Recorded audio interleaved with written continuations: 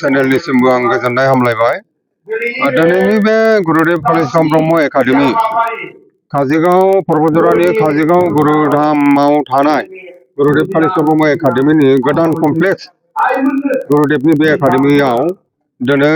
गुरुदेव कालिचरण ब्रह्म ट्रास्टनि मानगोनां आफादगिरि डक्टर अजित बर' सारनि दैदेननायाव बिथांनि नाजानायाव मोनसे गुरुदेव कालिचरण ब्रह्म आफानि सिबियारिफोरनि अर्थात ब्रह्म धोरोम सिबियारिफोरनि मोनसे सेमिनार जादों।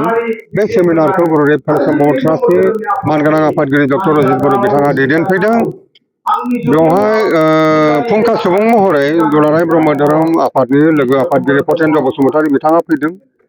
लोगोसे गाहाय नेहाथारि फैदों आरो सानै फुंखा सुबुं आलासि नुजाफैबावदों। दिनै बेहाय बे सेमिनाराव जे ब्रह्म धोरोम आफादा गुरुदेव कालिचरण ब्रह्म जेनाखि फोरोंलांनाय हाबा मावलांनाय बिनि सायाव गोथौ आरो गुवारै सावरायनाय जादों। ब्रह्म धोरोम आफादाव गुरुदेव कालिचरण ब्रह्म फोरोंलांनाया जग्याहुति होनाय एबा इसोर सिबिनायाल'नो ब्रह्म धोरोम आफादनि आयदा नङा। बेवहाय गुरुदेवा जाबायदि हाबा मावलांदों इसोर सिबिनायजों लोगोसे समाज फोसाबनाय, हारि जौगानायनि हाबा मावनाय, ओनसोल जौगानायनि हाबा मावनाय, सोलोंथाइ बिथिङाव, राजखान्थि बिथिङाव, समाज बिथिङाव जों धोरोम दैदेननायजों लोगोसे धोरोमखौल' मावालाबानो जोंनि समाज समाजखान्थि, रांखान्थि मोनफ्रोमबो बिथिङाव सांग्रां जानायानो ब्रह्म धोरोम सिबियारि भक्तफोरनि बिबान हाबाफारि जानांगौ। बे बाथ्राफोरखौ सेमिनाराव सावरायनाय जादों आरो फुंखा सुबुं बिथांमोनहा बे बाथ्राफोरखौ फोरोंनाय जादों, मिथिहोनाय जादों आरो बिथांमोना पेपाराव बेफोर बाथ्रानि सायावनो अध्ययन खालामनानै बिथांमोना लिरनानै लाबोदों। जे गुरुदेव कालिचरण ब्रह्मआ जेरैहाय ब्रह्म धोरोम फोसावनायावल' थाबथायालासेनो ब्रह्म धोरोम फोसावनायजों लोगोसे गुरुदेवा जेरैहाय नोङो जोंनि राजखान्थि बिथिङाव थामोनथा होनो थाखाय, राजखान्थि बिथिङाव हारिखौ रैखाथि होनो थाखाय जेरै 1929आव शिलंआव साइमन कमिसनाव गुरुदेव कालिचरण ब्रह्मआ मेम'रेन्डाम होदोंमोन ब्रिटिश खुंथायनो। बे मेम'रेन्डामाव जोंनि हारिनि थामोनथा रैखाथिनि गोबां दफा लिरनाय दंमोन। जाय मेम'रेन्डामाव माने 12था माने दफा दङमोन। दा बेफोर गुरुदेव कालिचरण ब्रह्मआ मेम'रेन्डाम होनायाव दफाफोराव जाय बाथ्राफ्रा लिरनाय दंमोन बे बाथ्राफोरखौ फुंखा सुबुं बिथांमोनहा दिनैनि सेमिनाराव बुंफोरनाय जादों। जेरैहाय बर' रेजिमेन्ट बिनाय, जेरैहाय राजखान्थियाव बर' हारिनो मोनसे रिजार्भेसन होनाय आरो समाजखान्थियाव रांखान्थियाव बर'फोरनो रैखाथि होनाय, बेफोर बिथिङाव आरो सोलोंथायाव बर'फोरखौ गोख्रोङै मोनसे गोजौ थाखो सोलोंथाइ लानायनि बेबस्थाखौ सरकारा खुंथाया खालामनानै होनाय, गुरुदेवनि मावलांनाय बेफोर खान्थिनि सायाव, बेफोर हाबाफारिनि सायाव दिनैनि सेमिनाराव फुंखा सुबुं मानगोनां बिथांमोना जोंनि भक्त रायजो राजाफोरनो फोरमायनाय जादों। जों जोबोद गोजोननाय मोन्दों। गुरुदेव कालिचरण ब्रह्म ट्रास्टनि मानगोनां आफादगिरि डक्टर अजित बर'आ बेबायदि गुरुदेवनि मावलांनाय सान्थौ सानस्रिखौ नोजोर बोनानै बे सेमिनारखौ दाब दाब जायगायाव बिथाङा खुंगासिनो दङ। बेनि थाखाय आङो डक्टर अजित बर' सारखौ रोजा रोजा साबायखर होयो आरो दुलाराय ब्रह्म धोरोम आफादनि लोगो आफादगिरि पतेन्द्र बसुमतारी बिथाङा बेवहाय गोसो मोदोम होनानै हेफाजाब होदों आरो दिनैनि बे सेमिनाराव जोंनि मानगोनां MP बिथां लकसभानि MP जयन्त बसुमतारी बिथाङा बाहागो लाफैनायनि खोथा फंनैसो बाथ्रा गुरुदेवनि सोमोन्दै फंनैसो बाथ्रा बुंलांनो थाखाय बिथाङा फैगासिनो दं होननानै मिथिनो मोन्दों। बिथाङा सफैयाखै। दा बेनिखायनो दिनैनि बे सेमिनारखौ फुंखा सुबुं बिथांमोना नुजाफैजोबनानै जाबायदि बुंदों भक्त रायजो राजाफोरनि बाथ्राखौ गुरुदेवनि समाज फोसाबनाय, हारि फोसाबनाय, राजखान्थि समाजखान्थिनि हाबा मावनायनि सोमोन्दै जाबायदि फुंखा सुबुंनि बिथांमोना बुंदों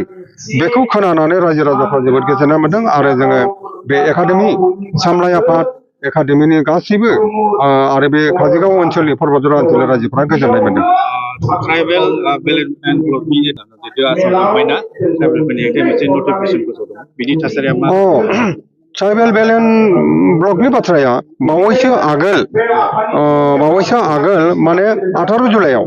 थांनाय 18 जुलाइआव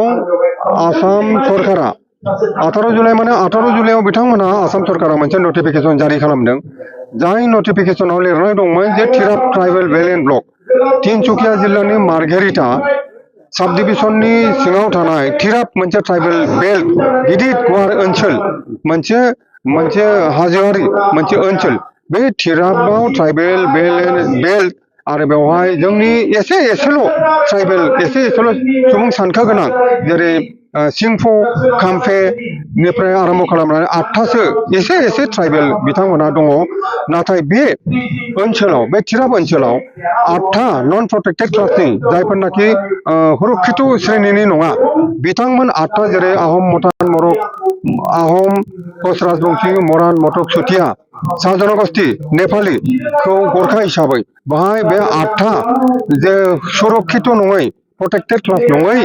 बिथांमोनखौ 8था जनगोष्ठीखौ प्रोटेक्टेड क्लास हिसाबै नटिफिकेशन खालामनाय जादों बे तिराप ट्राइबेल बेल्टआव जोंनि ट्राइबेलफ्रा एसेल' बिबां गोनां सिंफो खाम्फे लांफे बिदिनो गोबां मुं जोबनो हायै ट्राइबेल एसे दङ दा बे एसे बुरजा आरो गोजौ थाखोनि बिथांमोनहा माने बे एसेबां बुरजा बे प्रोटेक्टेड नङैखौ प्रोटेक्टेड खालामनानै होनायाव